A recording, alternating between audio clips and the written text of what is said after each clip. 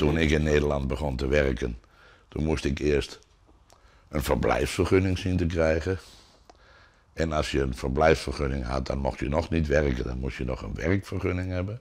En het ene kreeg je zonder het andere niet. En die tijden zijn gelukkig voorbij.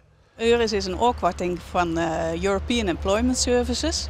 En EURES is een samenwerking tussen de Europese Commissie in Brussel en alle arbeidsvoorzieningen binnen de lidstaten van de EU-EER. En uw doel is eigenlijk om de mobiliteit binnen die lidstaten, dus binnen Europa, te bevorderen. En dat betekent dat mensen van het ene loon naar het andere loon takken om te wennen en te werken.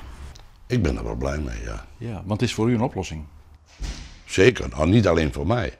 Ik denk voor een heleboel bedrijven is dat een oplossing om aan goed geschoolde mensen te komen. Dit is elektrotechniek in Haas. Die weer op zoek naar een meewerker en die hebben ze vonden in Engeland. Ze konden in Friesland, in Nederland, konden ze geen geschikte kandidaat vinden. Maar al die werklezers? Ja.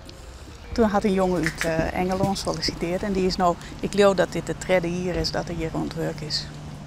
Well, I believe that yes, there probably is someone here that can do my job, but I've just been very lucky to be here.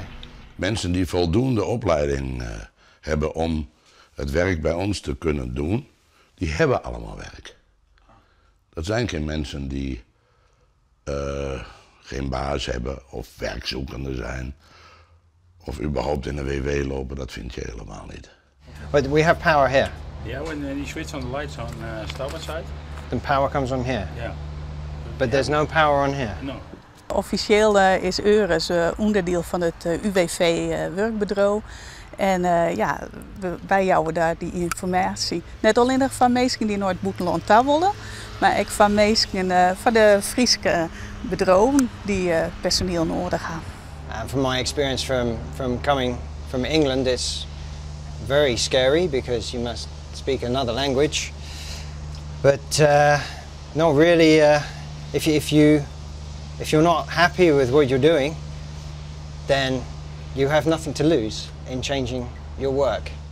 Als we in Europa willen creëren, het vrij reizen hoort daarbij, maar ook het vrij het zoeken naar een baan op een plek of plaats waar het je goed bevalt. Ik denk dat dat een van de dingen is die je door op de radar door EURES uit kunt diepen. Er zijn zoveel kansen en mogelijkheden binnen Europa om een baan te vinden of een baan te krijgen. Ja, dat is gewoon een prachtig systeem.